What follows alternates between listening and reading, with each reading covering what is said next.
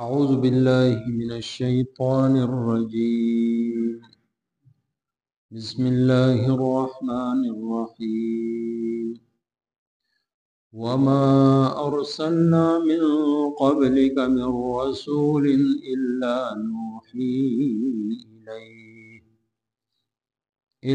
نوحي إليه أنه لا إله إلا أنا فاعبدون. وقالوا اتخذ الرحمن ولدا سبحانه بل عباد مكرمون لا يسبقونه بالقول وهم بأمره يعملون. يعلم ما بين أيديهم وما خلفهم ولا يشفعون إلا لمن ارتضى وهم من خشيته مشفقون. ومن يقل منهم إني إله من دونه فذلك نجزيه جهنم كذلك نجزي الظالمين. صدق الله مولانا العظيم. وما ارسلنا او ندی لګلې مونږ من قبلک لتانا وړاندې من رسول سوک رسول الا نوحي مگر مونږ به وحی کولا الیه هغه طرف ته انه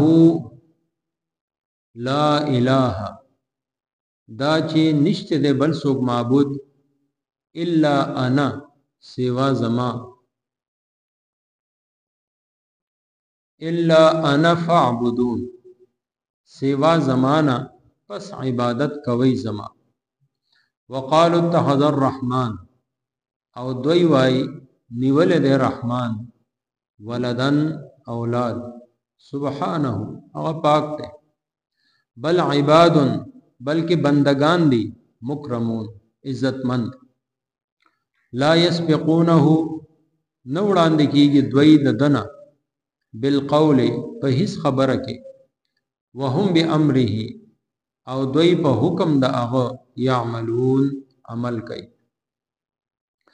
يعلم هغه پوهیږي ما په هغه څه بین ایدیهم چې په وړاندې د دوی دی وما خلفهم او په هغه څه چې د دوی نه وروسته دي ولا يشفعون او سفارش په نه کوي الا مگر لمن ارتضى هغه چا د پاره چې هغه په راضي شوی دی وهم او دوی من خشيته د هغه د يرنا مشفقون يريدون کې دي. ومن يقل او سوک چې وای منهم د دوینا انی الہ چې بشک ز معبود یم من دونه داغه نه سیوا فذلک پس داس لبا نجزیه مون سزا ورکو جهنم د دوزخ کذالک هم دغشان نجزی مون سزا ورکو الظالمین ظالمان ته. د سوره انبیاء دریم رکوع دې مکمل شو 15 نواخلی یو کم 13 نمبر آیت پورې نننی درس کې شامل دي. د الله رب العزت طرفنا د انسان د هدایت لپاره د پیغمبرانو یو سلسله د آدم علیه السلام نه تر خاتم الانبیاء حضرت محمد رسول الله صلی الله علیه وسلم پورې او چلی دا د الله انتخابي او دې کې بیا دو قسمه پیغمبران دي یو ته نبی ویل شي او بل ته رسول ویل شي. رسول هغه پیغمبر ته وایي چې هغه نوې شریعت راړي هغه باندې څه کتاب نازل شي، هغه باندې څه صحیفه نازل شي، نوی احکامات راوړي، هغه ته رسول ویل شي. یعنی صاحب شریعت پیغمبر ته رسول ویل شي. او هغه پیغمبر چې دغه رسول په لارې یا د هغه معاوني یا د هغه نه پس هم د هغه د احکاماتو د هغه د شریعت خلکو ته حکم کوي، نو هغه ته نبی ویل شي. هر رسول چې دی هغه نبی هم دی او رسول هم دی، خو هر نبی رسول نه. آسان مثال هارون علیہ السلام او موسی علیہ السلام. موسی علیہ السلام باندې کتاب نازل شوی دی، تورات، نوې شریعت پر راغلی دی، نو هغه رسول. او دا غي معاون پیغمبر چې دی هغه حضرت هارون علیہ السلام، نو هغه نبی دی. الله تعالی وی چې څومره هم موږ پیغمبران را لېږلي دي، نو هغه ته موږ د دې خبرې وحی کړی ده. یعنی دا نقلی دلیل دی ته مونږ وایو، د نقل په ذریعه سره چې مونږ ته را رسي د الله رب العزت په توحید باندې چې څومره پیغمبران دي هغه الله تعالی را لېږلي دي، هغه جوړ کړي دي، هغه په حکم سره د هغې انتخاب شوی دی، قومونو طرف ته لېږلي شوي دي. او همدغه شانتې دا یو نوی کوم اخیری پیغمبر دی محمد عربي صلی الله علیه وسلم، دی هم د الله رب العزت په حکم سره او د الله رب العزت په انتخاب سره پیغمبر جوړ کړی شوی، را لېږلی شوی دی.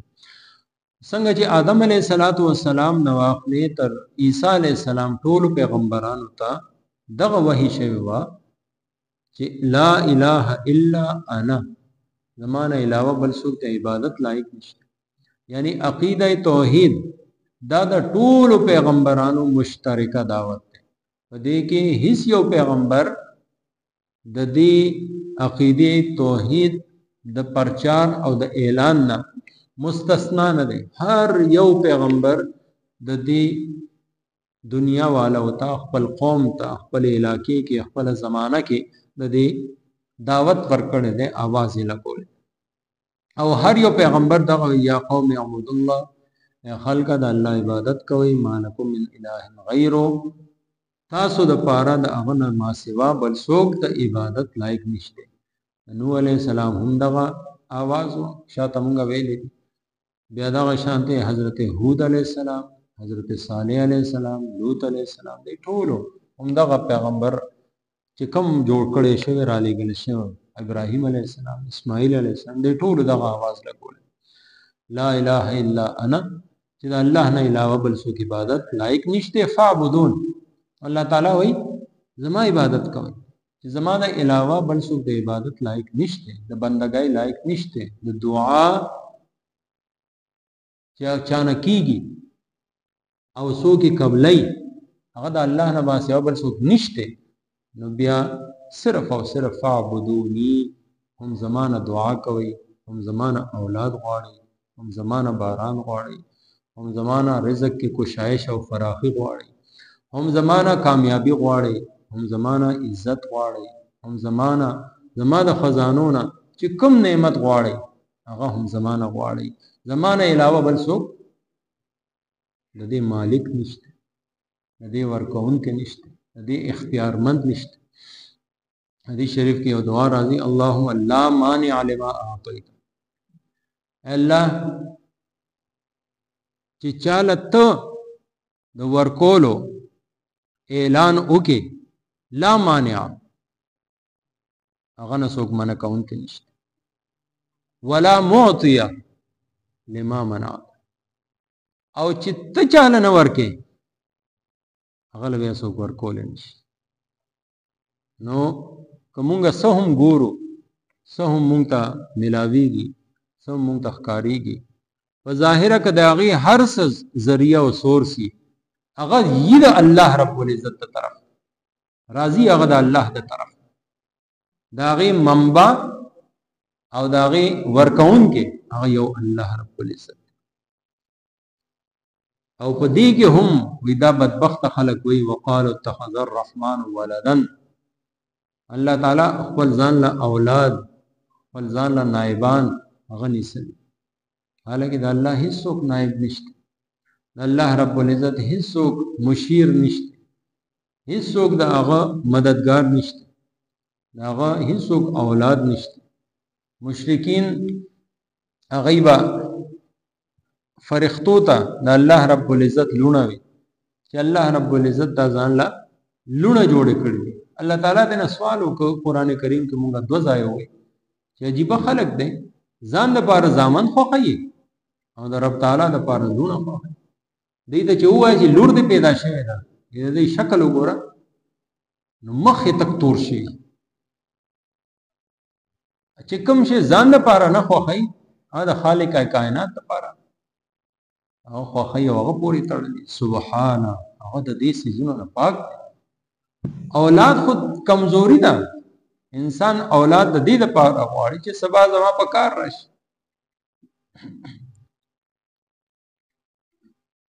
الله رب العزت باندې داسې هیڅ حالت نشته نه دراتونکې نه ممکن ده چې هغه د چا محتاج شي. انسان خو محتاج دی، بیمار شنه هم محتاج دی، بوډا شنه هم محتاج دی، کمزور شنه هم محتاج دی،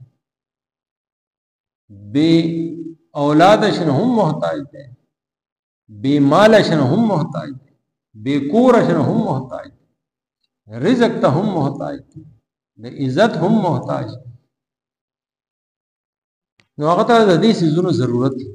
ځکه الله تعالی فرمایي انما اموالکم واولادکم، دا دو سيزونه درکوم، چاله ډیر چاله کم چاله نه.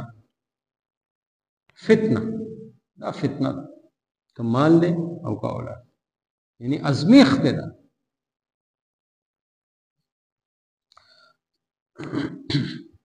بل عباد مکرمون، الله تعالی وی دغه چې د الله رب العزت لونه تاسو غنئ فرښتې هغه ډیر عزتمن بندگان. هغه فرښتې خو د الله رب العزت یو عزتمن مخلوق دی. یا که عیسایان او يهوديان حضرت عزیر او حضرت عیسی علیہ السلام د الله زوی غني نو هغه ډیر عزتمن خلک.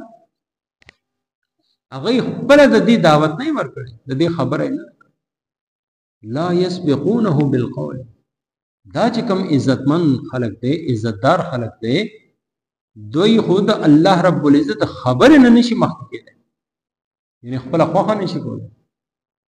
هم به امره یامرون چې صد التنا آرډر وشي هو به هو اک شانت ذره برابر هغه کې کمزوري نه، سستی پکې نه کوي، نافرمانی نشي کولای، سرکشي او انکار نشي کولای. نو چې دومره کمزوري دی هغه په خپل ذات کې هغه بستاسو سفارش ستاسو وس مدد وکړي. يعلم ما بين ايديهم وما خلفهم، الله تعالی ته مخکینی رسن ټول معلوم دي چې څه د شاته تیر شو څه مخ ته را روان دي. ولا يشفعون، دغه شانتي دا کوم فرښتې دي یا پیغمبران دي د سفارش نشي کولای الا لمن ارتضى، مگر د هغه کس په باره کې چې د الله رضا یې وسي. مثلا یو حافظ قرآن دی هغه ته د لسو کسانو سفارش کول اجازت پکې، علما ته اجازت، شهید ته اجازت، پیغمبران به سفارش کوي.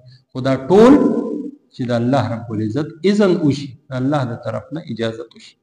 وهم من خشيته مشفقون، او دا ټول چې کوم دي د الله رب العزت يرنا، داغه د خوف نه، داغه د ذات نه يره کون کې خلق دي. کاغه پیغمبران دي او کاغه اولیاء دي او کاغه فرښتې دي. ومن يقول منهم، الله رب العزت ارشاد فرمایي چې د دې هر سنه بعد هم که څوک دا وایي چې بشک زه د الله نه علاوه معبود یم، یعنی دې فرښتو کې چا دا اعلان نه دی کړی پیغمبرانو کې چا نه دي کړي، نیک بندگانو اولیاءو کې چا نه دي کړي. خو که بیا هم څوک دا اعلان وکړي چې زه د الله نه علاوه یا الله سره بل معبود یم، لکه فرعون دی، فذلک نجزیه جهنم، نو داسې خلکو بیا ټکانه د هغوی اخیری انجام، د هغوی منزل هغه دوزخ. او دا چونکې ظلم کوونکی دی، کم یو کس چې کفر او شرک کوي، داسې مشرک دپاره، داسې ظالم دپاره نجزي مونږ هم داسې بدل. الله رب العزت مال تاسو ټول مؤمنان عمل کول توفیق راکړي. وما ارسلنا او ندلې گله مونږه من قبلک تان مخکی من رسول سوک پیغمبر الا نوحی مگر مونږ به وحی کولا الیه هغه طرف ته انه لا اله دا چې نشته دی بل څوک معبود الا انا سوا زمانا فاعبدون پس زما عبادت کوي.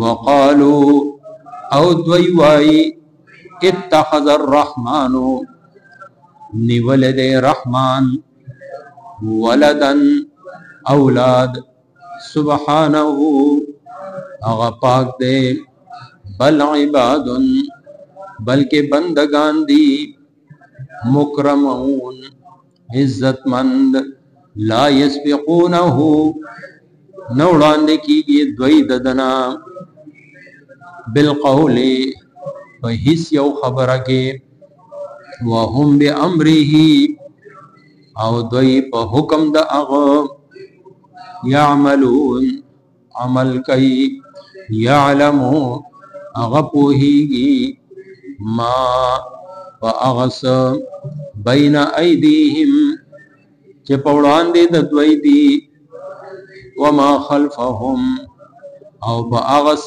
چه ددوئی نو رستو دی ولا یشفعون او سفارش بنکئی الا مگر لمن اغچا د پارا ارتضا چاغ پی راضی شوه دے وهم او دوی من خشیته دا اغد یرینا مشفقون یریدن کی دی ومن یقل او سوک چوائی منهم د دوینا انی الہن چی بیشک از معبود یم من دونه داغن سیوا فذالکا پس داسی لبا نجزیہی مونگ سزا ورکو جہنم د دوزخ کذالک نجزی هم دغشان مونگ سزا ورکو الظالمین ظالمانتا. آمین. الحمدللہ رب العالمین الصلاة والسلام علی سید الانبیاء والمرسلین ربنا آتنا فی الدنیا حسنة وفی الآخرة حسنة وقنا عذاب اللهم استر عوراتنا وآمن روعاتنا اللهم رب ارحمهما كما ربياني صغيرا وصلى الله تعالى على خير خلقه محمد وآله وأصحابه أجمعين برحمتك يا